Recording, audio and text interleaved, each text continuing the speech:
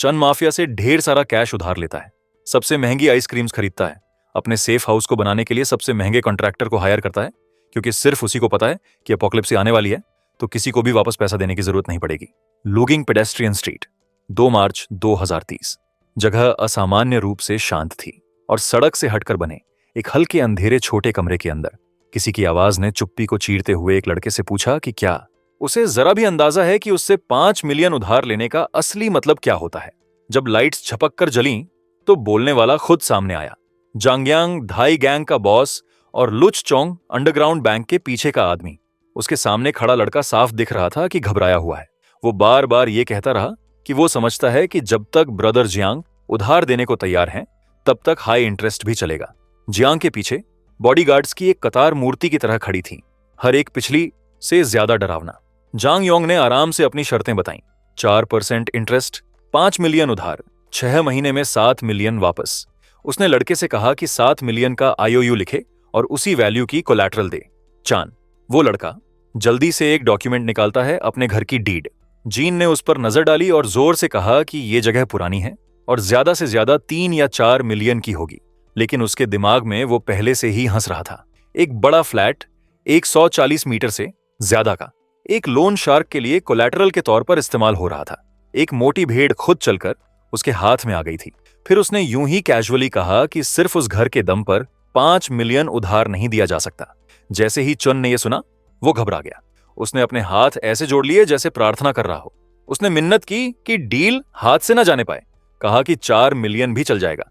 बोला कि एक फॉर्चून टेलिंग मास्टर ने कहा है कि उसकी किस्मत अभी ऊपर जा रही है और वो जरूर कई गुना पैसा कमा लेगा। जींग ने ऑफर घटाकर 3.5 मिलियन पर ला दिया, दिखावा करते हुए कि बस यही सबसे ज्यादा वो दे सकता है। अंदर ही अंदर वो इस बात पर मुस्कुरा रहा था कि एक यंग गैम्बलर को कितनी आसानी से फंसाया जा सकता है।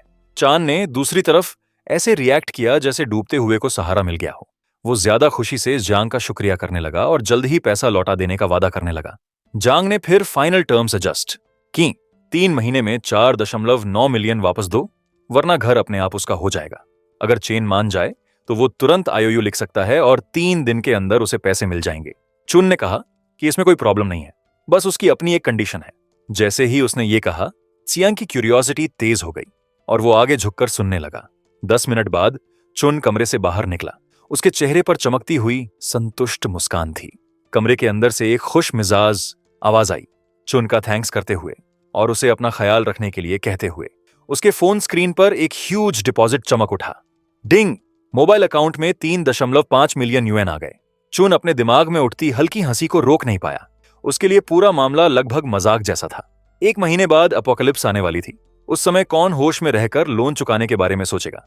जैसे ही पैसे आखिरकार उसके हाथ में आए, उसके दिमाग के ख्याल तुरंत तैयारी की तरफ ही मुड़ गए। उसका फिर से अपनी पिछली जिंदगी वाला नाइटमेयर जीने का कोई इरादा नहीं था। तब एक भयानक प्राकृतिक आपदा ने ब्लू स्टार को हिट किया था, जिसने पूरी प्लैनेट की इकोसिस्टम को बदल कर रख दिया था। तेज सोलर रेडिएशन ने ग्लोबल टेम्परेचर्स को 50 डिग्री सेल्सियस की डरावनी एवरेज तक धकेल दिया था और इंसानियत को 30 डेज तक चलने वाले हाई टेम्परेचर अपोकलिप्स में धकेल दिया था। इंसान, जानवर, कोई भी बिना चोट के नहीं बच पाया था। दुनिया पूरी तरह अफरा तफरी में फेंक दी गई थी। इस बीच अंडरग्राउंड बैंक के अंदर जांगयोंग खुद ही हंस रहा था कि उसने कितनी जल्दी ये पैसा पक्का कर लिया। उसने इंटरेस्ट बढ़ाने की हिम्मत भी कर ली थी और उसे इस पर जरा भी शर्म नहीं थी। उसकी नजर में गैम्बलर्स को घर जैसा कोई हक नहीं होता। उसके आदमियों में से एक ने सावधानी से बताया कि चेन का घर 4 मिलियन से ज्यादा का है। फिर भी उन्होंने उसे 3.5 पर धकेल दिया और चुन ने तुरंत मान भी लिया। शायद ये कोई ट्रैप हो, लेकिन जंग ने बस हाथ हिलाकर बात टाल दी। उसने दावा किया कि उसने अनगिनत गैम्बलर्स देखे हैं, ऐसे लोग जो पैसे के लिए अपनी फैमिली तक को बेच दें। ऐसे इंसान के लिए घर की क्या औकात। उसने मजाक में कहा कि दुनिया अच्छे लोगों से भरी पड़ी है जो एक्स्ट्रा इंटरेस्ट भी बिना कंप्लेंट के दे देते हैं। चेन दूसरी तरफ अपने ही ख्यालों में खोया हुआ था। उसे बहुत साफ याद था कि वो एक बार कैसे शेखी बघारता था। तुम सोचते हो कि तुम मुझे स्कैम कर सकते हो? मैं वो आदमी हूं जिसने एक दिन में लोयांग के हर लोन शार्क से उधार लिया है। इंटरेस्ट रेट्स, मैं उन पर हंसता हूं। एक बार पैसा मेरे हाथ में आ जाए, फिर उसे वापस लेने का सपना भी मत देखना। उसे बिल्कुल पता था कि आगे क्या आने वाला है। एपोकलिप्स के बाद जमीन सूख गई, पेड़ पौधे मुरझा गए, क्रीचर्स म्यूटेट हो गए और सोसाइटी टूट कर बिखर गई। सप्लाईज इतनी रेयर हो गईं कि लोग सिर्फ थोड़ा सा खाना या पानी पाने के लिए अपनी बची हुई सारी मोरालिटी फेंक देते थे। जिनके पास रिसोर्सेज थे वो राजा जैसे थे। यहां तक कि बिलियनर्स और सेलिब्रिटीज भी एक हॉट सॉसेज या साफ पानी की एक घूंट के लिए मिन्नतें करते दिखे। जो लोग हालत के हिसाब से खुद को बदल नहीं पाए वो सूनी सड़कों पर भटकते रहे जब तक कि उनका दर्दनाक अंत नहीं हो गया। लेकिन इस बार सब अलग था। वो रिबॉर्न हो चुका था। उसके पास पहले से नॉलेज थी और डिजास्टर आने से पहले अभी भी काफी टाइम था। तैयार होने का टाइम, बनाने का टाइम और ये पक्का करने का टाइम कि उसे फिर कभी पहले जैसा नहीं झेलना पड़ेगा। चुन आखिरकार चलते चलते एक ग्रुप लड़कियों के पास से गुजरा जो आपस में हंस रही थीं और ये नजारा उसकी नजर में आ गया। उसने उनके हाथ में पकड़ी बॉक्सेस को पहचाना और तुरंत मन ही मन सोचा कि ये जरूर लेजेंडरी आइसक्रीम असैसिन होगी। वो लग्जरी ट्रीट जिसके बारे में कहा जाता है कि वो so called noble of ice cream से भी ज्यादा महंगी है। वो कुछ पल के लिए उन्हें देखता रहा। उसे याद आया कि अपनी पिछली जिंदगी में उसने कभी खुद के लिए ये आइसक्रीम लेने की हिम्मत नहीं की थी। उसकी जगह वो उस औरत लू वेंचिंग को बार बार ये खिलाने में पैसे उड़ाता रहा था। इतनी हाई एंड आइसक्रीम उसे खिलाना उसे किसी कुत्ते को खिलाने से ज्यादा बेकार लगता था। जितना ज्यादा वो सोचता गया उसकी छाती उतना ही भारी महसूस होने लगी। चलो इस बार वो खुद मजा लेगा। बिना झिझक वो सीधे अंदर गया और लाइन काटकर आगे निकल गया। पीछे खड़ी लड़कियों के ग्रुप को हैरान कर दिया। उसने अपनी आवाज उठाकर कहा, हेलो, मेरे को हर टाइप की आइसक्रीम के 10 दे दो, थैंक्स। लड़कियां अविश्वास में पलकें झपकती रह गईं। उनके बीच में हल्की फुसफुसाहट फैल गई। क्या वो सच में सीरियस था? क्या वो सच में अफोर्ड कर सकता था? और क्या वो हद से ज्यादा हैंडसम नहीं था? ऑर्डर करते समय उनके इंप्रेशंस तुरंत बदल गए और इतने बोल्ड डिस्प्ले के बाद उनकी आंखें प्रैक्टिकली उस पर चमक उठीं। रिसेप्शनिस्ट के हालांकि अपने डाउट्स थे। उसने वही सोचा जो वो पहले हंसते हुए बात कर रही थी। ये आइसक्रीम असैसिन सस्ती नहीं थी और ये हैंडसम लड़का किसी अमीर परिवार से नहीं लग रहा था। उसने हिचकते हुए फिर से पूछा कि क्या वो सीरियस है। उसे याद दिलाया कि हर कैटेगरी के 10 से 20,000 यूएन से ज्यादा हो जाएगा। चुन ने बस सीधा चेहरा रखा। लड़कियों में से एक ने जीभ चटकाई और खुलकर उसका मजाक उड़ाते हुए कहा कि उन फटे पुराने कपड़ों के साथ अगर वो सच में अफोर्ड कर सकता है तो वो वहीं पब्लिक में उसके सामने झुक जाएगी। चुन ने शांति से उस पर नजर डाली और पूछा कि क्या उसका मतलब सच में यही है। उसने तुरंत जवाब दिया। पूछा कि क्या वो सीरियसली एक्सपेक्ट कर रहा है कि वो उसके सामने झुके और वो सोचता है कि वो किस लेवल पर है कि इतना दिखावा कर रहा है। चेन की मुस्कान और चौड़ी हो गई। उसने उससे कहा कि उसने उसे बाहर निकलने का रास्ता देने की कोशिश की थी लेकिन उसने खुद जिद करके इसमें कूदा है। अब वो आज डेफिनेटली झुकेगी ही। यहां तक कि जीसस भी इसे नहीं रोक सकते। उसने ये बात पूरे कॉन्फिडेंस के साथ कही। लड़की गुस्से में हकलाने लगी, पूरी तरह से घबरा गई। चुन फिर काउंटर की तरफ मुड़ा। अभी भी वो मजेदार मुस्कान चेहरे पर लिए हुए और स्टाफ से कहा कि सारी आइसक्रीम को पोर्शन के हिसाब से पैक करें, वो सब कुछ ले जाएगा। उसने अपना फोन उठाया और पूरा हुआ पेमेंट ट्रांजैक्शन दिखाया। रिसेप्शनिस्ट लगभग वहीं जम सी गई। स्क्रीन को घूरने के बाद वो हकलाते हुए बोली कि उसे मैनेजर को कॉल करना पड़ेगा और उससे थोड़ा इंतजार करने के लिए कहा। मैनेजर जैसे ही कमोशन सुना तुरंत बाहर आया। खुद को एफजी के तौर पर इंट्रोड्यूस करते हुए उसने पोलाइटली पूछा कि मिस्टर चिन को क्या चाहिए। चुन ने स्टोर के चारों तरफ नजर डाली और कैजुअली उससे कहा कि शॉप की सारी आइसक्रीम की टोटल कॉस्ट कैलकुलेट करें। साथ में यह भी बोला कि आज उन्हें बिजनेस के लिए खुला रहने की जरूरत नहीं है।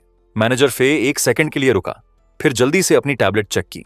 एक रिस्पेक्टफुल झुककर उसने चुन से एक पल इंतजार करने के लिए कहा। अंदर ही अंदर हालांकि उसके दिमाग में ख्याल घूम रहे थे, आखिर ये यंग मास्टर कौन है। एक सेंटेंस के साथ उसने प्रैक्टिकली स्टोर की पूरी महीने की कमाई कवर कर दी थी।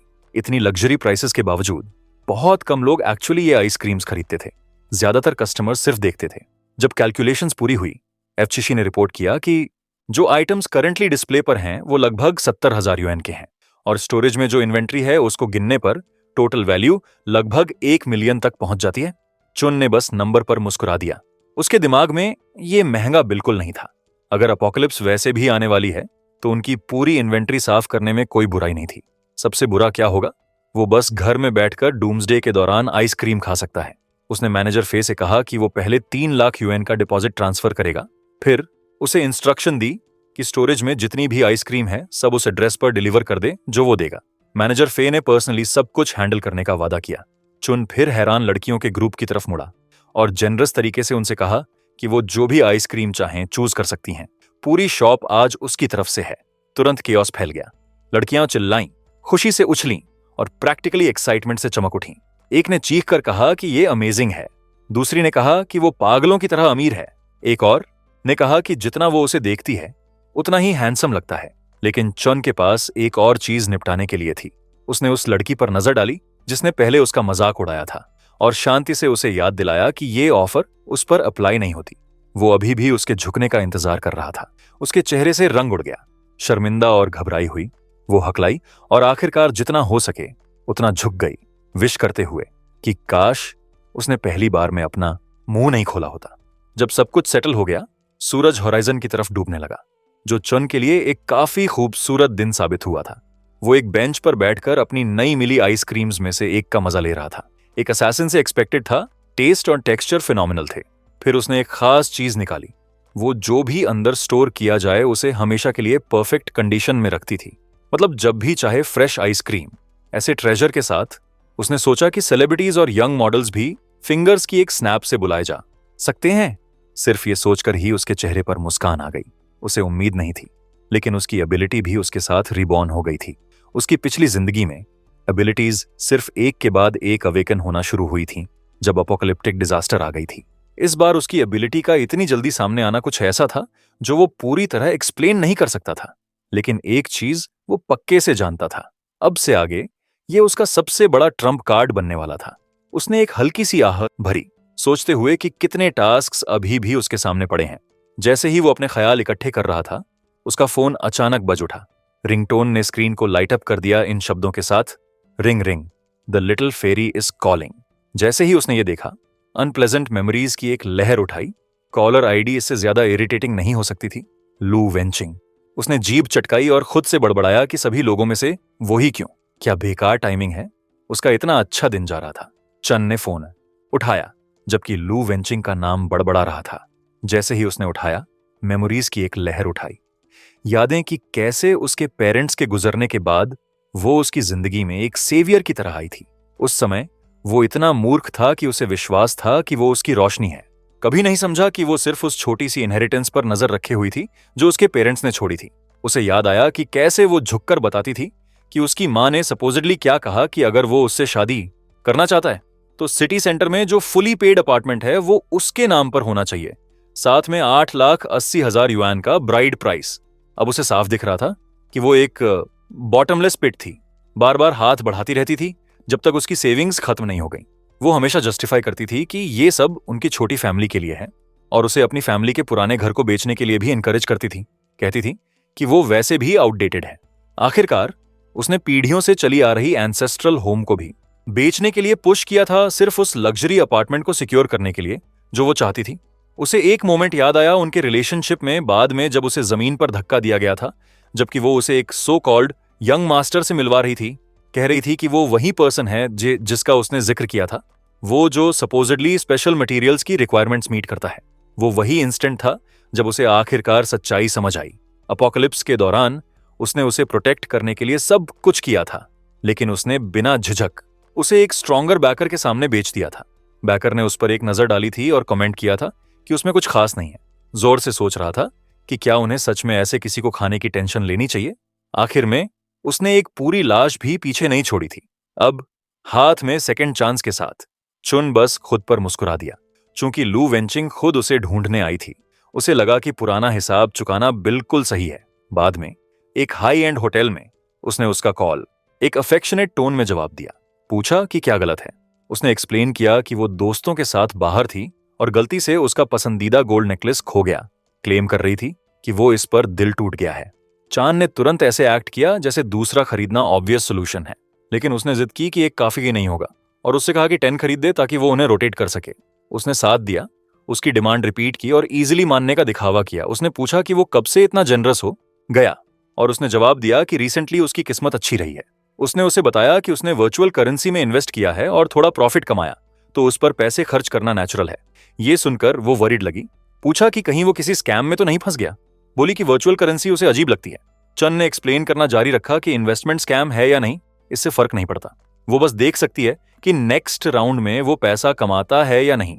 उसने क्लेम किया कि छोटा खेलना बोरिंग हो गया है और इस बार वो बड़ा जाने का प्लान कर रहा है, एक सब्सटैंशियल प्रिंसिपल उधार लेकर और भी ज्यादा इन्वेस्ट करने के लिए। चूंकि लोन के लिए एक विटनेस चाहिए, उसने उससे हेल्प के लिए कहा। वादा किया कि एक बार अप्रूव हो जाए तो वो उसे लोन अमाउंट का 5% कॉम्पेंसेशन के तौर पर देगा उसकी ट्रबल के लिए।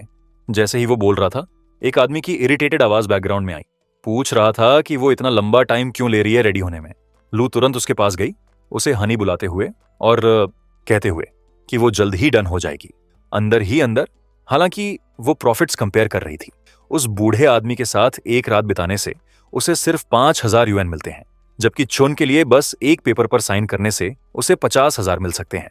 उसके लिए रिस्क बिल्कुल नहीं था, बस एक सिग्नेचर है और उसे विश्वास था कि चुन शाह उसे कभी धोखा देने के लिए इतना ब्रेव नहीं है। एक बार कॉल खत्म हुई, चुन ने खुद से सोचा कि वो लू वेंचिंग का इंतजार करेगा। उसके बाद उसने अपना फोकस प्रिपरेशंस पर शिफ्ट कर दिया, डिसाइड करते हुए कि फोर्ट्रेस बनाने का टाइम आ गया है। उसने प्लान किया कि 1 महीने के अंदर जगह को आयरन और कॉपर के स्ट्रक्चर में बदल देगा। वो चाहता था कि सभी विंडोज पर bullet proof composite glass install हो, साथ में hidden burglar bars, walls 3 metre मोटी बुलेट प्रूफ एक्सटीरियर्स में रीइंफोर्स्ड हों और साइज्मिक फोर्टिफिकेशन जो इंटेंसिटी लेवल 8 के क्वेक्स को विथस्टैंड कर सके। उसने रिक्वायरमेंट्स लिस्ट करना जारी रखा। 3 मीटर सिक्योरिटी ग्लास, पूरी रूफटॉप सोलर पैनल से कवर्ड हो, एक इंडिपेंडेंट एनर्जी सिस्टम के साथ एयर प्यूरिफिकेशन और फिल्ट्रेशन जो एक्सटर्नल टॉक्सिन्स को ब्लॉक कर सके, एक ऑटोनोमस इकोसिस्टम जिसमें 72 घंटे की ऑक्सीजन सप्लाई हो और internal water cycling devices, explosion proof doors और एक एक्सेस कंट्रोल सिस्टम जो बायोमेट्रिक और मैकेनिकल वेरिफिकेशन को कंबाइन करे। कॉन्ट्रैक्टर ये सब सुनते हुए पसीना बहाने लगा। डिमांड्स के शीयर स्केल से ओवरवेल्म्ड हो गया। अंदर ही अंदर वो सोच रहा था कि क्या चन किसी तरह का डूम्सडे प्रेपर है जो अपोकलिप्स डिल्यूजन से सफर कर रहा है, या उसने बस बहुत सारी साईफाई मूवीज देख ली हैं। इससे पहले कि वो कुछ बोल पाता, चन एक सीरियस एक्सप्रेशन के साथ करीब आया और पूछा कि क्या ये नहीं हो सकता, उसे याद दिलाते हुए कि उसके रिज्यूम में क्लेम किया गया है कि वो एक डिफेंस स्पेशलिस्ट है जिसने टॉप टाइकून्स के लिए सेफ रूम्स डिजाइन किए हैं। कॉन्ट्रैक्टर ने टेंटेटिवली मेंशन किया कि मिस्टर चेन की रिक्वायरमेंट्स एक्सट्रीमली यूनिक और हाई एंड हैं, हालांकि बजट एक इश्यू हो सकता है। अंदर ही अंदर हालांकि वो थ्रिल्ड था, पहले से अस्यूम कर रहा था कि चुन एक और वेल्थी आदमी है जो डूम्सडे थ्योरीज से ब्रेन वॉश्ड हो चुका है, कोई जिसके पास जलाने के लिए पैसा है। इससे पहले कि वो और बोल पाता, चुन ने एक हेफ्टी सम डिस्प्ले किया और बताया कि वो 1 मिलियन यूएन डिपॉजिट डाल देगा और कॉन्ट्रैक्टर खुद बाकी बैलेंस बता सकता है। कॉन्ट्रैक्टर हैरान रह गया। प्राइस खुद बताने की परमिशन असली नहीं लग रही थी और अपने दिमाग में वो ऑलरेडी अपनी किस्मत सेलिब्रेट कर रहा था। कन्विंस था कि उसे अभी अभी एक अमीर फूल मिला है जो एक ही बार में उसके फाइनेंशियल फ्रीडम के रास्ते को फंड कर सकता है। चन ने एंथुजियास्टिकली उसका हाथ मिलाया, ऐड करते हुए कि वो मटेरियल्स और क्वालिटी को सबसे ज्यादा वैल्यू देता है और सब कुछ इंस्पेक्शन पास करना चाहिए। कंट्रैक्टर ने कॉन्फिडेंटली वादा किया कि कोई प्रॉब्लम नहीं होगी चुन को। चुन अश्योर करते हुए कि जगह एक चट्टान की तरह सॉलिड बनाई जाएगी। इस बीच दोनों आदमी एग्जैक्ट ऑपोजिट सोच रहे थे जो वो बोल रहे थे। चुन चुपचाप खुद से कह रहा था कि एक बार अपोकलिप्स बस से आ जाए, कॉन्ट्रैक्टर उसे ढूंढ भी नहीं पाएगा, बाकी पेमेंट कलेक्ट करना तो दूर की बात है। कॉन्ट्रैक्टर दूसरी तरफ ऑलरेडी प्लान कर रहा था कि वो कितनी थरली उसे ओवरचार्ज करने वाला है। दोनों साइड्स बिना किसी गिल्ट के एक दूसरे को रिप ऑफ करने की तैयारी कर रहे थे। बाद में चुन ने खुद से नोट किया कि फोर्ट्रेस कंस्ट्रक्शन सेटल हो गई। अगला स्टेप सप्लाईज इकट्ठा करना था। मेडिसिन, फूड और डेली नेसेसिटीज आसानी से अक्वायर की जा सकती थीं। अपोकलिप्स में असली थ्रेट नेचर नहीं थी, बल्कि ह्यूमन हार्ट था। सोसाइटी के कोलैप्स होने के बाद कोल्ड वेपन्स किसी भी हार्डवेयर स्टोर से खरीदी जा सकती थीं, लेकिन फायर आर्म्स, वो जो फेटल ब्लोज डिलीवर करने में केपेबल हैं, कहीं ज्यादा डिफिकल्ट थीं ऑब्टेन करना। उसने अपना फोन निकाला और अंडरग्राउंड चैनल सर्च करना शुरू किया जो ऐसी आइटम्स में डील करती हैं। थोड़ी देर स्क्रॉल करने के बाद एक पर्टिकुलर मैसेज ने उसका अटेंशन खींचा। सेलर ने क्लेम किया कि उसके पास फर्स्ट हैंड सोर्सेज हैं और हिडन चैनल्स तक एक्सेस है, बोस्टिंग करते हुए कि ऐसा कुछ नहीं है जो कोई बायर इमेजिन कर सके और वो प्रोक्योर नहीं कर सकता।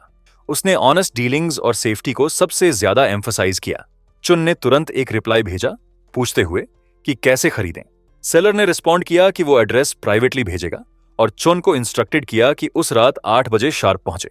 उसी शाम चुन डेजिग्नेटेड लोकेशन की तरफ चल पड़ा, चलते हुए नोट करते हुए कि सेलर ने एक ऐसी जगह चुनी थी जो लोगों से बस्लिंग थी। वो अभी इम्प्लीकेशंस कंसिडर कर ही रहा था कि एक अचानक कमोशन ने उसका अटेंशन खींचा। एक लड़की भीड़ के बीच डेस्परेटली भाग रही थी और कई आदमी उसके पीछे चिल्ला रहे थे। उनमें से एक ने उसे रुकने के लिए भौंका, जबकि दूसरे ने गस से गाली देते हुए डिमांड किया कि वो रुक जाए। लड़की डरी हुई भागती रही। एक पल बाद वो चुन के पीछे छिप गई, जैसे शेल्टर ढूंढ रही हो। परस्यूअर्स और भी ज्यादा एजिटेटेड हो गए। एक चिल्लाया कि अगर हिम्मत है तो भागती रहे, और दूसरे ने ग्राउल किया कि वो जिंदगी से तंग आ गई होगी कि उसके टेरिटरी में किसी को चीट कर रही है। लड़की ने हेल्प के लिए मिन्नत की। उसकी आवाज कांप रही थी। जॉन का ओरिजिनली इरादा था कि वो रात के अपने प्लान्स पर फोकस करे, लेकिन जैसे ही उसने उसकी आवाज सुनी और उसका चेहरा साफ देखा, वो फ्रीज हो गया। ये लू वेंचिंग थी। वो समझ नहीं पाया कि वो ऐसी जगह पर कैसे पहुंच गई। ये साइट उसे कुछ पल के लिए हैरान कर गई। विश्वास नहीं हो रहा था कि वो क्या देख रहा है। आदमियों में से एक ने लड़की को पकड़ लिया और चुन को वार्न किया कि और करीब ना आए। लड़की बेकाबू होकर रो रही थी और चन हैरान होकर समझ गया कि वो उसे पहचानता है। ये ली यूयू थी, उसके मिडिल स्कूल डेज की टॉप स्टूडेंट गॉडेस। वो लड़की जिसकी अनगिनत लड़के एडमायर करते थे। वो समझ नहीं पाया कि उस जैसी कोई ऐसी सिचुएशन में कैसे पहुंच गई। जबकि वो ये प्रोसेस करने की कोशिश कर रहा था, थग्स में से एक ने डिमांड किया कि वो पैसे दे दे और बोला कि वो वहां से जाने के बारे में सोचे भी नहीं। वो रोती रही, जबकि और आदमी उनके लीडर के पीछे इकट्ठे हो गए, क्लियरली अपनी बारी का इंतजार कर रहे थे। उनमें से एक ने सजेस्ट किया कि वो टाइम वेस्ट करना बंद करें। अगर वो पैसे वापस नहीं कर सकती तो वो दूसरे तरीकों से पे कर सकती है। क्रूडली हंसते हुए चेन का एक्सप्रेशन गहरा हो गया और उसने उन्हें ऑर्डर दिया कि उसे जाने दें। थग्स ने आखिरकार अपना अटेंशन उस पर घुमाया। उनकी पकड़ लड़की पर ढीली नहीं हुई और उनमें से एक बाकियों से ज्यादा गुस्से में भिंची मुट्ठियों के साथ आगे बढ़ा, डिमांड करते हुए कि ये रेकलेस लड़का कहां से आया है। उसने चुन का मजाक उड़ाया हीरो बनने की कोशिश करने के लिए और धमकी दी कि वो पहले उसे मारेगा। जिस पल उसने पंच फेंका, चुन ने आसानी से पंच अवॉइड किया, आदमी की बांह पकड़ी और तब तक ट्विस्ट किया जब तक थग दर्द से चिल्लाया हुआ नहीं। फिर एक सिंगल स्ट्राइक फेस पर मारकर चुन ने उसे उड़ा दिया। धूल और धुआं उनके चारों तरफ उठा, जैसे चुन वहां अनफेज्ड खड़ा रहा। अंदर ही अंदर उसने हैरानी के साथ नोट किया कि स्ट्रेन सिस्टम जो उसकी हेल्प कर रहा था वो कुछ ऐसा था जो उसके पास अपनी प्रीवियस लाइफ में कभी नहीं था। ल्यूयू ने भी उसे पहचान लिया, डिसबिलीफ में उसका नाम पुकारते हुए, लेकिन आदमी अभी भी उसे रिस्ट्रेनिंग करते हुए अपनी पकड़ कस दी और चुन को वार्न किया कि वो न हिले वरना वो उसे मार देगा। धमकी उसके मुंह से पूरी तरह निकल भी नहीं पाई थी। चुन ने एक पत्थर सीधे आदमी के फॉरहेड पर फेंका, उसे पीछे गिरा दिया। बाकी थग्स हिचकिचाए, अचानक डर गए। एक पल बाद एक और यंग आदमी सीन में दौड़ता हुआ आया, उन्हें जोर से डांटते हुए कि वो एक लड़की को गैंगअप कर रहे हैं और पूछ रहा था कि उनकी शर्म कहां गई। थग्स ने तुरंत उसे इंटरफियर करने के लिए गाली दी और चार्ज किया। चन और न्यूकमर ने साइड बाय साइड लड़ाई लड़ी, बिना एक भी शब्द एक्सचेंज किए। जब कोई सामने से अटैक करता, चुन ने एक पंच से उसे डाउन कर दिया। जब कोई पीछे से एम्बुश करने की कोशिश करता, दूसरे गाय ने ब्लॉक किया और काउंटर किया। एक एक करके पंक्स कोलैप्स होते गए और जब वो डाउन भी हो जाते, चुन ने उन्हें दूर किक करना शुरू किया ताकि वो फिर से उठ न पाए। जब उनमें से आखिरी गिर गया, चुन ने एक कोल्ड कमांड दी कि वो भाग जाए। उसी पल एक नोटिफिकेशन उसके दिमाग में एको हुई। Fear +1, panic +1, severe pain +1, despair +1, humiliation +1, negative emotion value पहली बार 10 से एक्सीड कर गई। Special expansion authority unlocked. जबकि पंग्स डर में स्टंबल करते हुए दूर जा रहे थे, एक और प्रॉम्प्ट चेन के दिमाग में एको हुआ, उसे याद दिलाते हुए कि वो डिलिजेंटली हार्वेस्ट करे ताकि एबिलिटी और स्ट्रांग हो सके। चुन को नेगेटिव इमोशंस कलेक्ट करने का कॉन्सेप्ट मजेदार लगा और मेंटली नोट किया कि ये नई पावर कितनी इंटरेस्टिंग थी। ली यूयू अभी भी डरी हुई जमीन पर बैठी और उसे थैंक्स दिया, कहते हुए कि उसे उम्मीद नहीं थी कि वो उससे वहां मिलेगी। जॉन ने उसे जेंटली उठाया, पूछा कि क्या वो हर्ट तो नहीं हुई और उसे ढकने के लिए कुछ दिया भी। उसने फिर से ग्रैटिट्यूड एक्सप्रेस की, लेकिन बोली कि उसके पास अर्जेंट मैटर्स हैं जिन्हें हैंडल करना है और उसे जल्दी जाना होगा। चुन ने बस उसे याद दिलाया कि केयरफुल रहे। यंग आदमी जो पहले रश करके आया था, उसके पास इंथुजियास्टिकली आया, उसके hero saving the beauty moment की प्रेज करते हुए और खुद को मुकोंग के तौर पर इंट्रोड्यूस करते हुए। जब चान ने नाम सुना, उसे समझ आया कि फेट ने उसकी कुछ ट्रबल बचा ली। मुकोंग बिल्कुल वो पर्सन था जिससे उसने मिलने का अरेंज किया था। मुकोंग हैरान हुआ और इसे डेस्टिनी बोला, फिर एक्साइटेडली एक पोज स्ट्राइक किया और बोला, स्काई किंग कवर्स अर्थ टाइगर। चुन ने रिस्पॉन्ड किया उसे फूल बुलाकर। मुकोंग फ्रीज हो गया, पूरी तरह से थ्रोन ऑफ। एक के बाद एक नोटिफिकेशंस तुरंत चेन के दिमाग में दिखने लगी। हक्का बक्का +1, सन्न +1, बेचैनी +1। चुन ने अपना गला साफ किया और पल को हल्का करने की कोशिश करते हुए एक और बेतुकी बात कहकर जवाब दिया। बोला कि उसका मतलब मजाक था, माहौल हल्का करने के लिए। उसने मुंह कांग की शर्मिंदगी कम करने के लिए वो मूर्खतापूर्ण पोज भी नकल किया। मुकोंग जोर से हंसा, चेन को अविश्वसनीय बोलते हुए, और फिर उसे इशारा किया कि वो उसके पीछे आए। वो एक सुनसान जगह में चले गए जहां मुकोंग ने एक डिब्बा खोला जो बंदूकों से भरा हुआ था। उसने समझाया कि ये रशियन बनी हैं, टिकाऊ और भरोसेमंद हैं, लेकिन चेतावनी दी कि इनके साथ ज्यादा गोलियां नहीं आती तो चुन को इन्हें समझदारी से इस्तेमाल करना होगा। चूंकि चुन कुशल और दिलचस्प लग रहा था, मुकोंग ने उसे दोस्ती वाली कीमत दी। बोला कि ये उसका रिश्ता बनाने का तरीका है। चुन ने मान लिया और उसे धन्यवाद दिया। मुकोंग ने जोड़ा कि चेन की हरकतों से लग रहा था कि वो माहिर है और अगर कोई और सवाल नहीं है तो वो डील पक्की कर सकते हैं। लेकिन इससे पहले कि वो खत्म कर पाता, चुन ने यूं ही पूछ लिया कि क्या बंदूक के साथ साइलेंसर आती है, क्या वारंटी कार्ड है, और क्या मुकोंग गोलियों का एक एक्स्ट्रा डिब्बा भी दे सकता है। मुकोंग बोलने लायक नहीं रहा। अंदर ही अंदर वो सोच रहा था कि क्या चुन को समझ भी है कि दोस्ती वाली कीमत का क्या मतलब होता है। ऐसी चीजें आमतौर पर ब्लैक मार्केट में बोली लगवाती हैं, अक्सर दोगुनी कीमत पर बिकती हैं, और ये लड़का वारंटी और मुफ्त चीजें मांग रहा है जैसे वो घर के उपकरण खरीद रहा हो। मुकोंग खुद को ज्यादा से ज्यादा निराश महसूस करने लगा। सोच रहा था कि चुन उसे लूट ही क्यों नहीं लेता। चेन के दिमाग में एक नई नोटिफिकेशन चमकी, नकारात्मक भावनाओं में उछाल दर्ज करते हुए। झटका +1, दिल में चोट +1, अवाक +1। मुकोंग का चेहरा दर्द में मुड़ते देख चुन ने जल्दी से उससे कहा कि वो टेंशन न ले, अगर एक्स्ट्रा चीजें मुमकिन नहीं है तो उसने कहा वो भूल जाए। उसने जोड़ा कि वो बस पहले से तय कीमत पर ही चलेंगे और वो तुरंत पैसे ट्रांसफर कर देगा। अंदर ही अंदर चुन ने डील को पूरा मान लिया। अब उसके पास सप्लाईज थीं, हथियार थे और एक फोर्ट्रेस की शुरुआत थी। सिर्फ एक आखिरी टुकड़ा बाकी रह गया था। उसी रात बाद में एक शानदार होटल स्वीट के अंदर लाल ड्रेस में एक औरत खिड़की के पास खड़ी थी, चांदनी में नहाई हुई। जब वो मुड़ी, चौन ने उसके चारों ओर बांह लपेटी और शिकायत की कि उसने बहुत लंबा समय लिया और उसे दर्द भरी टांगों के साथ इंतजार करवाया। लू वेंचिंग ने पूछा कि क्या जो चीज उसने बताई थी वो सच में खतरे से मुक्त है। चौन ने उसे मीठे तरीके से आश्वासन दिया, दावा करते हुए कि यह सिर्फ एक औपचारिकता है और वो उससे बहुत प्यार करता है कि कभी उसे धोखा नहीं देगा। उसके दिमाग में हालांकि लू ने किसी भी खतरे के विचार को खारिज कर दिया। उसने खुद से कहा कि ये दयनीय इंसान एक बार उसके लिए एक हैंडबैग खरीदने के लिए अपना खून बेचने के करीब पहुंच गया था। वो उसकी पूजा करने में बहुत व्यस्त था कि उसे धोखा देने की हिम्मत करे। बाद में बॉस जांग के ऑफिस में जांग यांग ने उसकी फैसला लेने की काबिलियत की तारीफ की और यहां तक कि उसकी हैंडराइटिंग की भी तारीफ की जब वो कॉन्ट्रैक्ट पर साइन कर रही थी। उसने डॉक्यूमेंट्स बिना दूसरी बार सोचे वापस दे दिए। जांग दूसरी तरफ अंदर ही अंदर प्रैक्टिकली मुस्कुरा रहा था। उसने सोचा कि वो सच में मान रही है कि वो सिर्फ गारंटर के तौर पर काम कर रही है, जबकि सच्चाई में जिस पल उसने साइन किया, कर्ज कानूनी तौर पर उसका हो गया और जब वो इनेविटेबली इसे वापस करने में नाकाम होगी, उसके पास वसूली के लिए दूसरे तरीके हैं, वो तरीके जिनकी वो पहले से ही संतुष्टि के साथ कल्पना कर रहा था। लू वेंचिंग घमंड से उसे देखती रही, उस जाल से अनजान जिसमें वो चली गई थी। इस बीच चुन चुपचाप सब कुछ देख रहा था, खुद से सोच रहा था कि वो अपना खुद का गुलामी का कॉन्ट्रैक्ट साइन कर रही है। उसका लालच, मूर्खता और आत्मविश्वास उसके सेफ हाउस के बचे हुए कंस्ट्रक्शन कॉस्ट्स को परफेक्टली चुका देगा। सब कुछ उसकी उम्मीद से ज्यादा स्मूथ चला था और उसने चुपचाप उसे धन्यवाद दिया। थोड़ी देर बाद कॉन्ट्रैक्टर ने गर्व से चुन को पूरा हुआ सेफ हाउस दिखाया। उसने चुन को यकीन दिलाया कि इस्तेमाल हुई हर चीज सबसे ऊंचे मिलिट्री स्टैंडर्ड्स को पूरा करती है।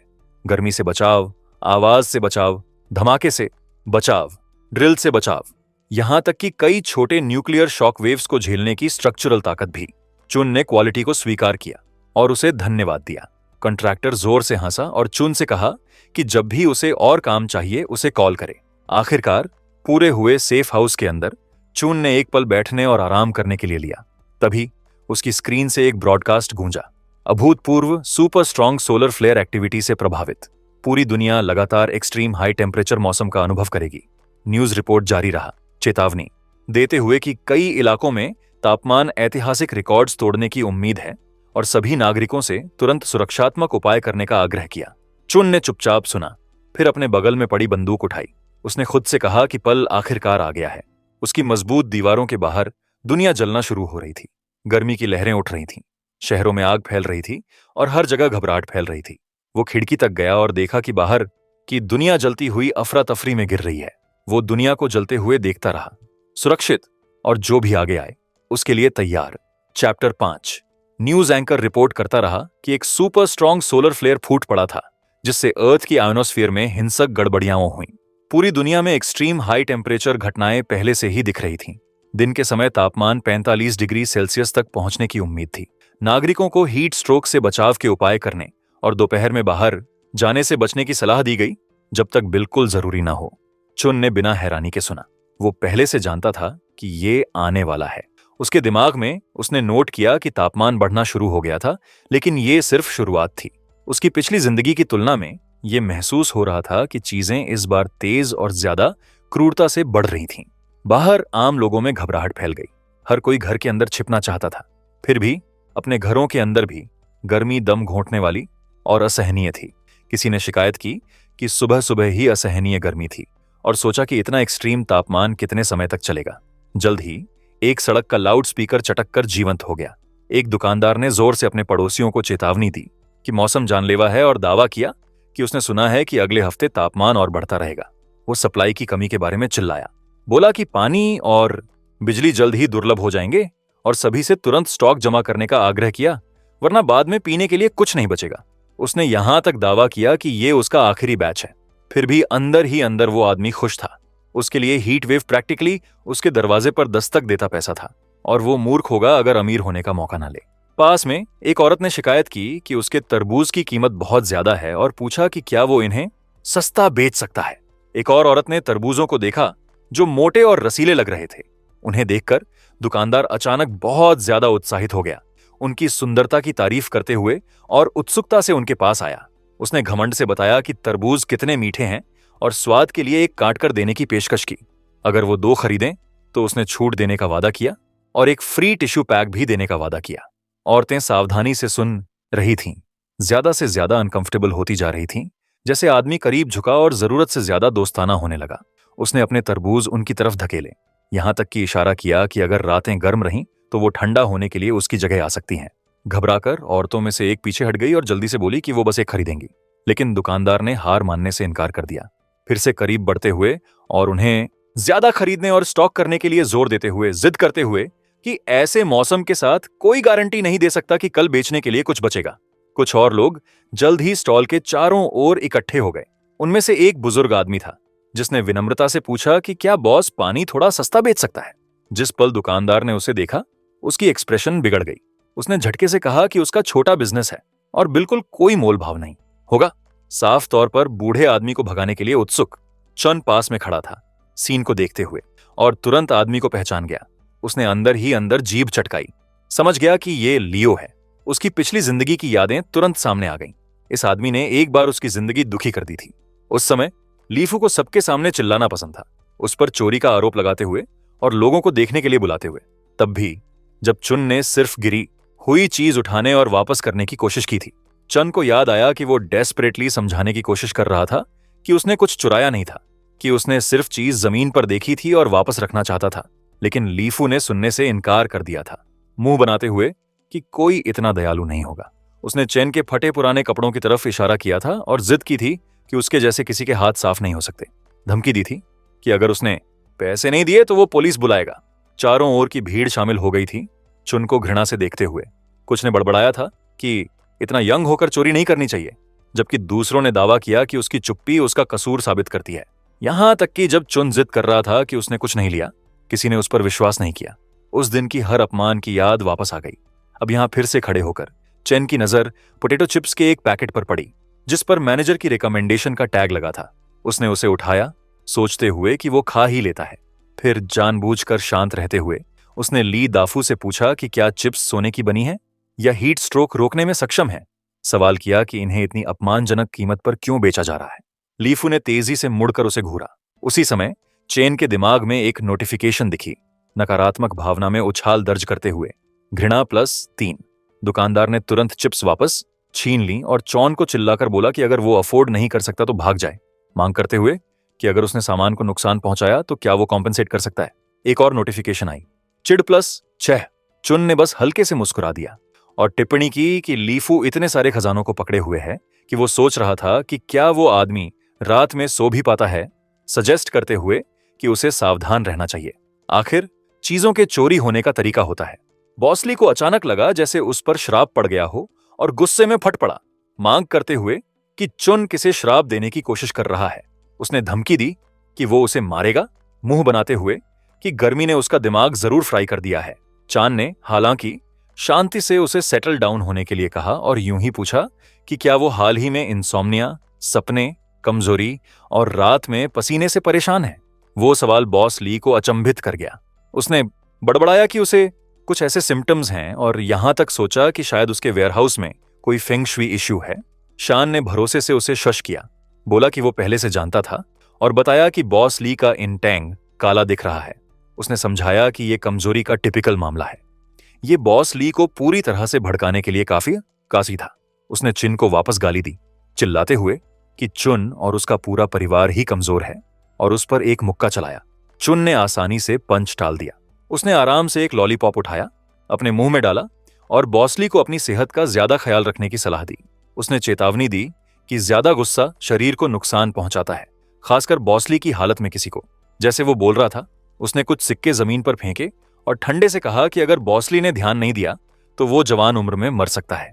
फिर वो मुड़ गया, लॉलीपॉप की मिठास का मजा लेते हुए बॉसली को जमीन पर पड़े पैसों को घूरते हुए छोड़ दिया। चेन के दिमाग में तुरंत एक नोटिफिकेशन गूंजी, तेज नकारात्मक भावना डिटेक्टेड, गुस्सा +20। जैसे रात गिरी, एक आवारा बिल्ली अपने मुंह में कुछ पकड़े सड़कों से गुजरी। अपने सेफ हाउस के अंदर चिन ने रात के आसमान की तरफ देखा और अपनी पिछली जिंदगी पर सोचा, याद करते हुए कि कैसे उसने अपना गुस्सा निगल लिया था और दूसरों को उसे कुचलने दिया था। इस बार वो ब्याज के साथ सब कुछ वापस लेने का इरादा रखता था। फिर उसे याद आया कि उसने पहले स्पेशल एक्सपेंशन अनलॉक किया था और जो भावनाएं लीफू ने अभी दी थीं, वो परफेक्टली इस्तेमाल करने के लिए काफी भी थीं। एक नोटिफिकेशन आई, नकारात्मक भावना खपत हुई 20। स्टोरेज स्पेस 200 क्यूबिक मीटर्स तक बढ़ा। एक अदृश्य ऑरा ने चुन को घेर लिया और एक ब्रीफ पल के लिए ऐसा लगा जैसे उसका हाथ एक दूसरे डिमेंशन में जाने वाले डोरवे को छू गया। जब सुबह आई, गर्मी पहले से ही ओवरवेलमिंग थी, यहां तक कि चिड़ियाओं भी बढ़ते तापमान के नीचे संघर्ष कर रही थीं। नीचे सड़क पर बॉसली अपने स्टॉल पर वापस आया और फ्रीज हो गया। जहां भी उसने देखा, सिर्फ एक ही चीज उसका इंतजार कर रही थी, कुछ नहीं। हैरान होकर वो अविश्वास में चिल्लाया, जानना चाहते हुए कि उसका सारा सामान कहां गया और ये किसने किया होगा। अपने मजबूत घर की सुरक्षा से चुन ने शांति से अपनी सोडा की चुस्की ली। जैसे एक और नोटिफिकेशन दिखी, नेगेटिव इमोशन +66।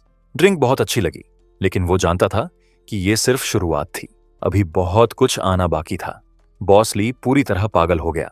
चैप्टर 6। वो अपने स्टोर में घबराहट में भागा, चिल्लाते और गालियां देते हुए, जानना चाहते हुए कि उसका सामान किसने चुराया। वो जमीन पर गिर गया, लगभग रोते हुए। जो हुआ उसे स्वीकार नहीं कर पा रहा था। उसके लिए ये अपोकलिप्स से भी बदतर था। दुनिया का अंत उसे उतना नहीं डराता था जितना रातों रात अपना सारा स्टॉक खोना।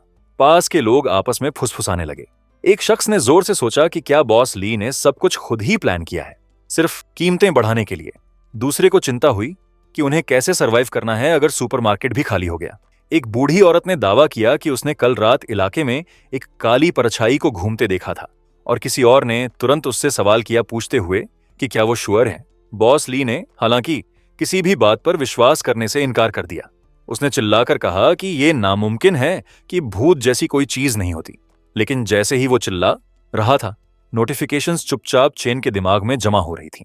Strong negative emotion detected, anger +12, fear +3, suspicion +4।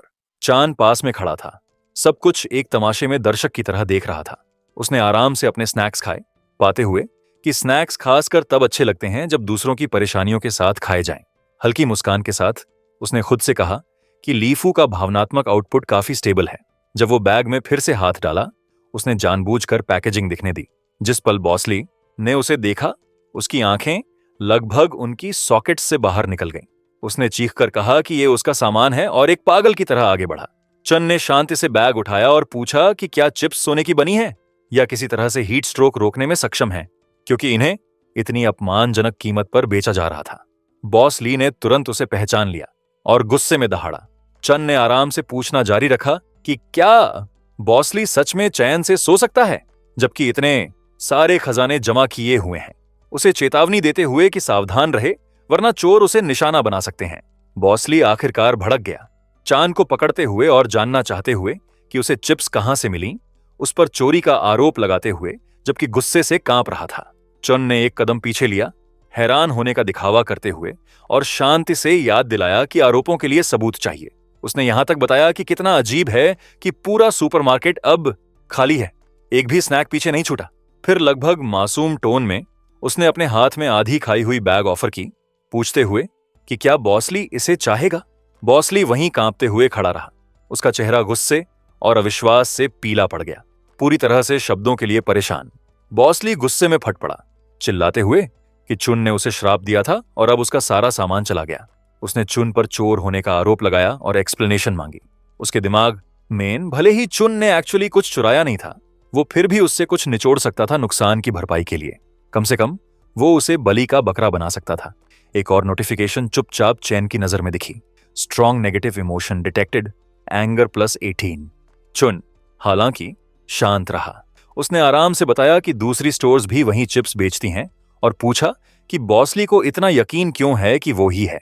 उसने सबको याद दिलाया कि शेल्व्स पहले से ही खाली थीं जब वो पहुंचा। अगर किसी को सबूत चाहिए तो वो सर्वेलेंस चेक कर सकते हैं या उसकी जगह तलाश सकते हैं। उसने यहां तक जोड़ा कि अगर उन्हें वहां बॉसली का कोई सामान मिला तो वो 10 गुना कॉम्पेंसेट करेगा। उस वाक्य ने तुरंत आसपास के दर्शकों को बड़बड़ाने पर मजबूर कर दिया। कुछ ने बताया कि दूसरी शॉप्स भी वही ब्रांड बेचती हैं। दूसरों को याद आया कि बॉस ली एक दिन पहले कीमतों के बारे में शिकायत कर रहा था। माहौल जल्दी से बदल गया। बॉस ली ने महसूस किया कि उसकी खोपड़ी झनझना रही है। कुछ सही नहीं था। इस लड़के ने अचानक सिचुएशन को इतना साफ सुथरे तरीके से कैसे पलट दिया, इससे पहले कि वो और सोच पाता। चुन ने शांति से जोड़ा कि अगर कुछ नहीं मिला तो शॉप के पीछे बैठा जनरेटर उसका होगा कॉम्पेंसेशन के तौर पर। गुस्से में और घिरे हुए बॉसली ने वही मान लिया। विश्वास था कि चुन ब्लफ कर रहा है। उसने चुन को पकड़ा और खींचकर ले गया, घोषणा करते हुए कि एक बार सच्चाई सामने आ गई तो वो देखेगा कि चुन कितना घमंडी महसूस करता है। जब वो चेन के घर पहुंचे, भीड़ हाँफ गई। जिस पल दरवाजा खुला, उन्हें एक ऐसा नजारा मिला जो पूरी तरह से उम्मीदों से परे था। अंदर का हिस्सा एक नॉर्मल घर जैसा बिल्कुल नहीं दिख रहा था। सब कुछ साफ सुथरा, मजबूत और हैरान करने वाली तरह से अच्छी तरह स्टॉक्ड था। महंगे इक्विपमेंट दीवारों के साथ लगे थे, सील्ड सप्लाईज साफ सुथरे तरीके से स्टैक की हुई थीं और यहां तक कि बड़े एनर्जी यूनिट्स भी दिख रहे थे। फुसफुसाहट तुरंत फैल गई। तो वो इतनी दौलत छिपाए हुए था, वो इतना अमीर कब हो गया? ये तो किले जैसा लग रहा है। यहां तक कि बॉसली भी वहीं फ्रीज हो गया। उसकी आंखें चौड़ी हो गईं जब वो अंदर की तरफ घूर रहा था। अविश्वास उसके चेहरे पर बह रहा था। ये घर नहीं था, ये एक बंकर था। चुन ने शांति से उसकी तरफ मुड़कर पूछा कि क्या उसने तलाशी पूरी कर ली। यहां तक ऑफर किया कि अगर चाहे तो वो फ्लोर बोर्ड्स को भी उखाड़ सकता है। बॉस ली का कॉन्फिडेंस पूरी तरह से कोलैप्स हो गया। उसका चेहरा पीला पड़ गया और उसने जल्दी से हाथ हिलाए, बोला कि कोई जरूरत नहीं है। वो दूसरी जगहों को चेक करने के बारे में कुछ बड़बड़ाया और जाने की कोशिश की, लेकिन इससे पहले कि वो भाग पाता, चुन ने आगे बढ़कर उसकी बांह पकड़ ली, उसे ठंडे से रोक दिया।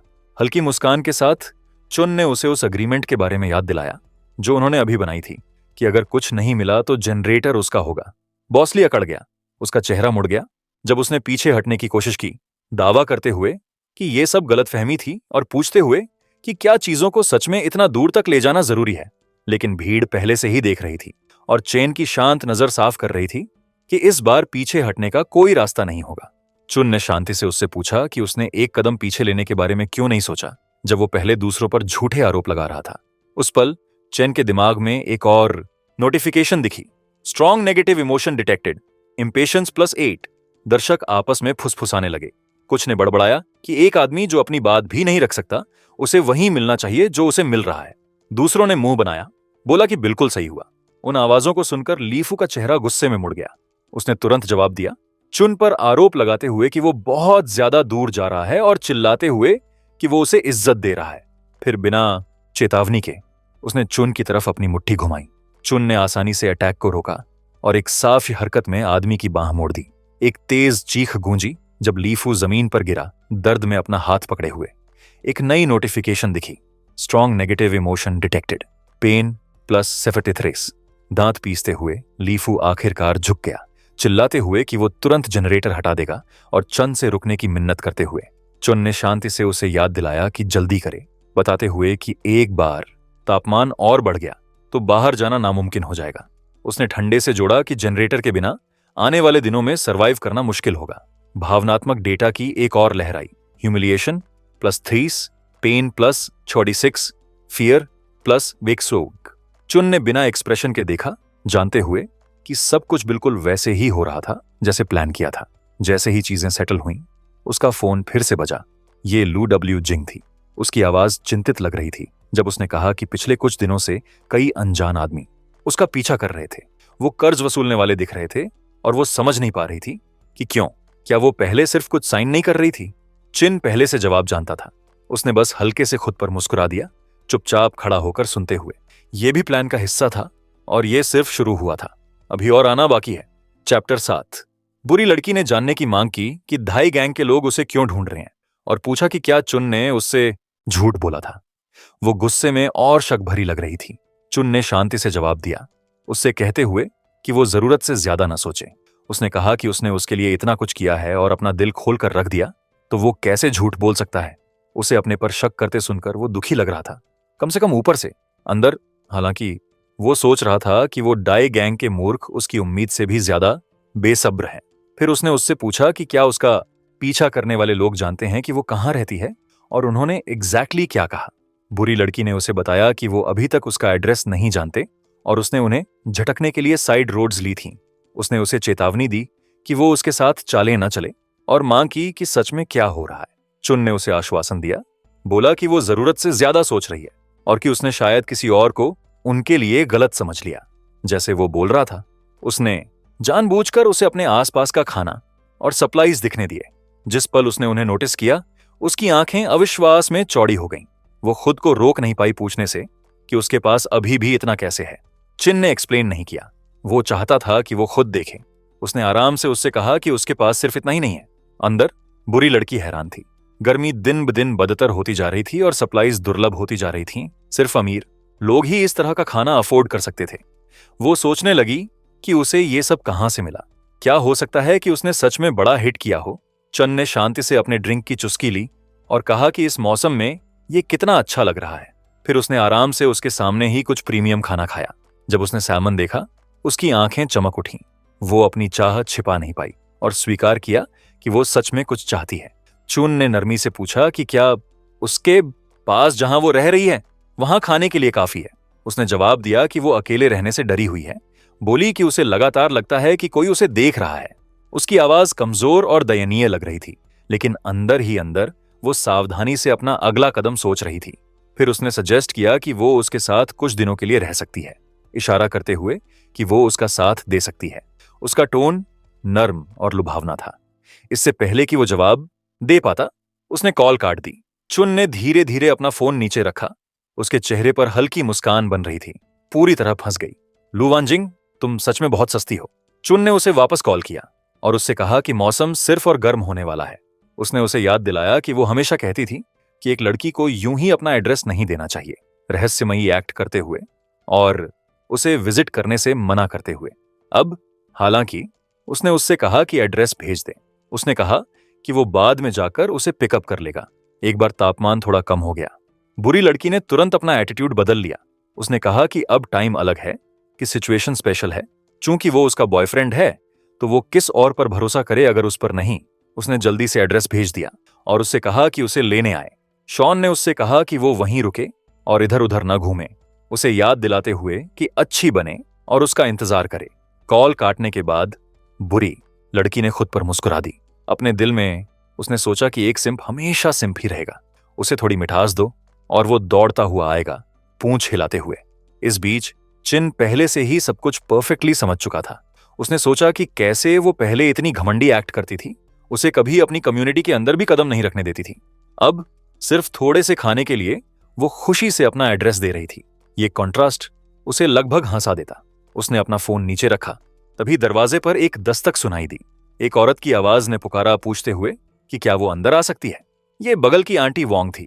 उसने दरवाजा थोड़ा खोला और वो तुरंत शिकायत करने लगी कि उसकी एयर कंडीशनर टूट गई है और असहनीय गर्मी है। उसने कहा कि बच्चे इसे बर्दाश्त नहीं कर पा रहे और सजेस्ट किया कि वो थोड़ी देर के लिए अंदर आ जाए। बोली कि पड़ोसियों को एक दूसरे की मदद करनी चाहिए। छून ने शांति से उसकी तरफ देखा और उसे याद दिलाया कि कैसे जब वो छोटा था, वो और उसकी मां नीचे प्लास्टिक की बोतलें उठाया करते थे। उस समय उसने उन पर उंगली उठाई थी, उन्हें भिखारी बुलाया था और यहां तक कि सिक्योरिटी गार्ड से कहा था कि उन्हें भगा दें। वो याद साफ तौर पर उसे असहज कर रही थी। उसने जल्दी से कहा कि वो बहुत पुरानी बात है और उस पर आरोप लगाया कि वो दिल का पत्थर है पुरानी बातों को पकड़े रखने के लिए।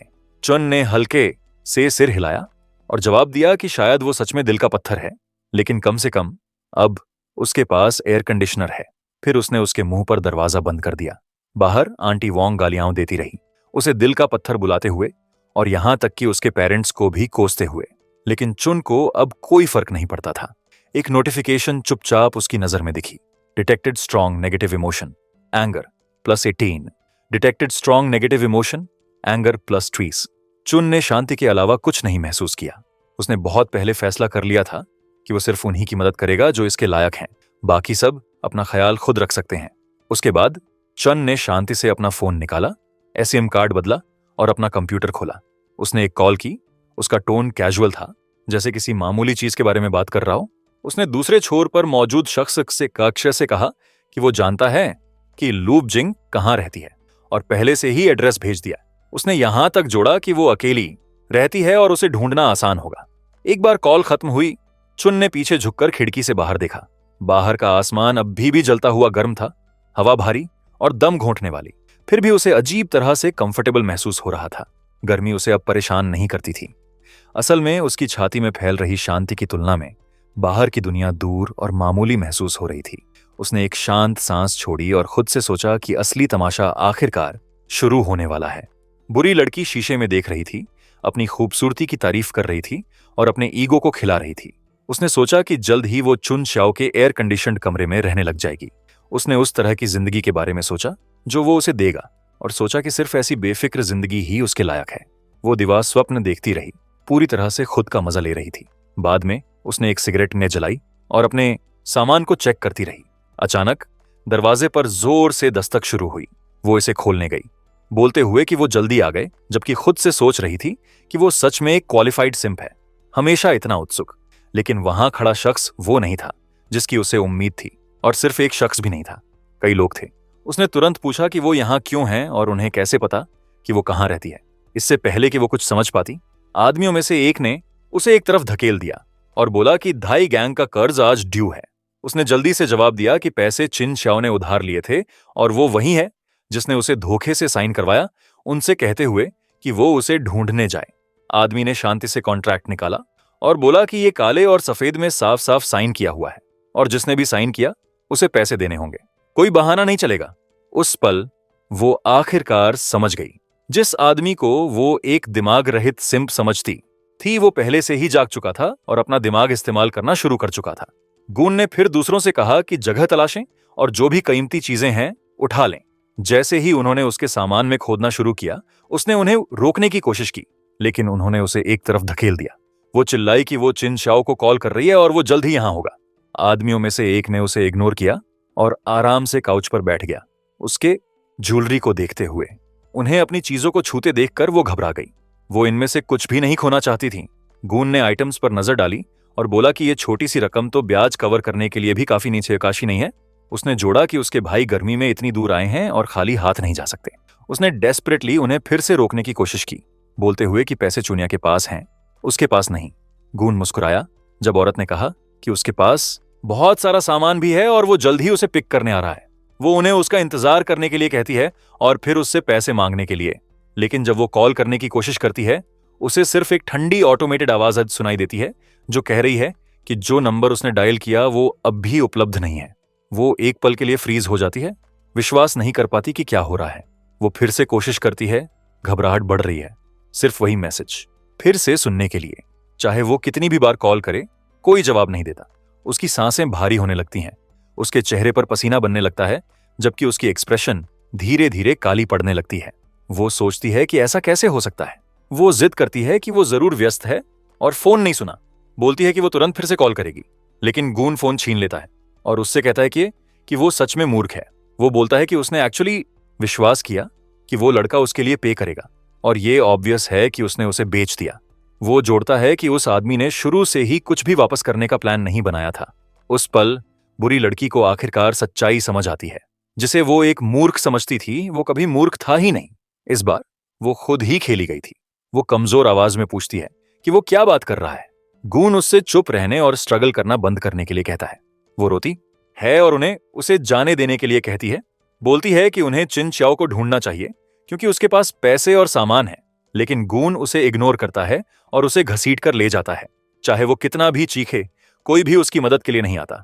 इस बार उसे बचाने के लिए कोई नहीं बचा। वो सारी बुरी चीजें जो उसने कभी दूसरों के साथ की, वो आखिरकार उसके पास वापस आ रही हैं। इस बीच चुन श्याओ शांति से अपने ड्रिंक्स का मजा ले रहा है, जबकि उसका फोन उसके बगल में बजता रहता है। वो जवाब देने की टेंशन नहीं लेता। उसके दिमाग में वो सोचता है कि लू वानजिंग को अपोकलिप्स का सही स्वाद लेना चाहिए। जैसे ही रात गिरती है और लोग गर्मी से बचने के लिए घरों के अंदर छिप जाते हैं, गून रोती हुई औरत को घसीट कर ले जाता है।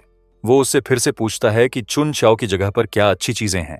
वो उसे बताती है कि उसके पास एयर कंडीशनिंग है, ठंडे ड्रिंक्स हैं और भरपूर खाना है। वो कहती है कि सब कुछ वहीं है और उसके पास सच में कुछ नहीं बचा। ये सुनकर गून की आंखें चमक उठती हैं। वो खुद से सोचता है कि ये एक बड़ी पकड़ लग रही है। फिर वो दूसरों से कहता है कि जाने का टाइम हो गया। जैसे ही वो जाते हैं, औरत गुस्से में घूरती है और चुनियाओं के बारे में सोचती है, अपने दिल में उसे कोसते हुए और उसकी बुरी मौत की कामना करते हुए। वो अपना खुद का बदला लेने का प्लान शुरू करने वाली है। रात में बहुत सारे लोग सच में जल्दी जल्दी घूम रहे थे, अपने हाथों में बहुत सारे हथियार लिए हुए। एक आवाज बोलती है, हाँ हाँ, इस तरफ। वो छोटा जानवर चुन श्याओ यहीं रहता है। उसके घर में एसी 24 घंटे चलता है और उसके पास खाने पीने के लिए भरपूर है। दूसरी कहती है कि वो बेहद कंजूस भी है और उनके साथ पानी की एक घूंट भी शेयर नहीं करेगा। वो आंटी जो पहले एसी के लिए आई थी, सच में उससे गुस्से में और निराश है और अब इन माफिया लड़कों के साथ उससे बदला लेना चाहती है। माफिया के लड़के भी खुश हैं, जैसे वो उसके पीछे चल रहे हैं। उनका लीडर कहता है कि बूढ़ी औरत, तुमने रास्ता अच्छा दिखाया। एक बार उन्हें सामान मिल गया तो उसके लिए भरपूर फायदे होंगे, तो वो सर्विस के बारे में अश्योर्ड रह सकती है। हैग कहती है, अरे धन्यवाद ब्रदर जुंग, वो सच में दरिया दिल हैं। कोई आश्चर्य नहीं कि वो एक बड़ा बॉस बन सके। वो बहुत जबरदस्त हैं और कोई उनसे ऊपर नहीं हो सकता। जैसे वो ये बोल रही है, अपने दिमाग में वो सोच रही है कि उस चिन लड़के को सच में बहुत बहुत बुरा लगने वाला है। वो बेहद खुश महसूस कर रही है और यहां तक कि इसके होने की प्रार्थना भी कर रही है। वो चुन को रोते और मिन्नत करते हुए कल्पना करती है, कहते हुए, बड़े भाई, उसकी जान बख्श दो। वो स्वीकार करता है कि आंटी वोंग गलत थी और कहता है कि अब से आगे उसका घर है और वो जहां चाहे रह सकती है। आंटी वोंग इस सब के बारे में सोचते हुए अंदर ही अंदर मुंह बनाती है और सोचती है कि वो देखना चाहती है कि इस बार वो कितना घमंडी हो सकता है। वो आगे एक रास्ते की तरफ बढ़ते रहते हैं। जोंग कहता है, इस लड़के के पास डेफिनेटली कुछ स्पेशल चल रहा है। बाहर से भी वो देख सकते हैं कि जिस तरह से जगह बनी है वो बेहद पागलपन की है। लगभग लगता है जैसे ये लड़का फ्यूचर जानता है। गूंज में से एक सच में एक्साइटेड हो जाता है और कहता है, ब्रदर जोंग, देखो वो दरवाजा कैसे तोड़ता है। वो जोंग से वादा करता है कि वो इसे एंजॉय करने वाला है और सबको बस देखने के लिए कहता है। हालांकि जैसे ही वो एक्साइटमेंट में आगे बढ़ता है, वो एक जगह पर कदम रखता है जो अचानक एक ट्रैप ट्रिगर कर देता है। उसे सच में जोर से झटका लगता है, जैसे ज्यूस ने खुद उसे बिजली से मारा हो। बिजली के झटके खाते हुए वो दर्द में चीखता है, बार बार चिल्लाते हुए। जोंग उसके पीछे खड़ा पूरी तरह से हैरान है। उसे कोई अंदाजा नहीं कि क्या हो रहा है और सोचता है कि क्या ये लड़का मूर्ख है। दूसरे उसके पास दौड़ते हैं और उनमें से एक कहता है कि ये कचरा बिना वजह क्रैम्प हो गया और पूछता है कि क्या वो मूर्ख है। लेकिन जिस पल वो उसे छूते हैं, उन्हें भी पीछे झटका लगता है, जैसे बिजली उनके शरीर में ट्रांसफर होती है। अब वो सब वही महसूस करते हैं जो उसने पहले महसूस किया था। अब वो आखिरकार समझ जाते हैं कि ये लड़का क्यों क्रैम्प हुआ, क्योंकि वो भी रो रहे हैं और मदद के लिए चिल्ला रहे हैं। वो चीखते हैं और मिन्नत करते हैं, बोलते हैं, मेरी मदद करो, मेरी मदद करो। ज्यूस का झटका बस बहुत ज्यादा पावरफुल है। जोंग, आंटी और बाकी सब अब सच में डरे हुए हैं। उन्हें कोई अंदाजा नहीं कि ये क्या है। आंटी को उम्मीद थी कि वो चुन को रोते और मिन्नत करते देखेगी, लेकिन उसे सिर्फ इन गूंज को बुरी तरह रोते देखने को मिलता है। और ये अंत भी नहीं है। एक अनाउंसमेंट और अलार्म उनके चारों ओर बजने लगते हैं। उनमें से हर एक पूरी तरह से हक्का बक्का है और ये जैसे उनके डम्फाउंडेड लेवल्स दिख रहे हैं, +2 +2 +3 और एक लड़का तो +5 पर है। फिर अनाउंसमेंट प्ले होता है और एक आवाज कहती है कि गुड लक आती है। सबको गुड लक की कामना। गुड लक खुशी और प्यार लाती है। अनाउंसमेंट जारी रहता है जबकि सब अभी भी झटके खा रहे हैं। कहता है कि गुड लक आती है। गुड लक का स्वागत करते हुए गुड लक फलती फूलती है और चारों समुद्रों तक पहुंचती है। ये बार बार एक मंत्र की तरह रिपीट होता रहता है। बिजली बढ़ती रहती है जबकि ये अनाउंसमेंट, प्रेयर और कविता गाई जाती रहती है। लड़के बिजली के बारे में रोते और चिल्लाते रहते हैं। इस पल जोंग को आखिरकार समझ आता है कि क्या हो रहा है और तुरंत पीछे हट जाता है। अब वो जानता है कि ये पागलपन क्यों हो रहा है।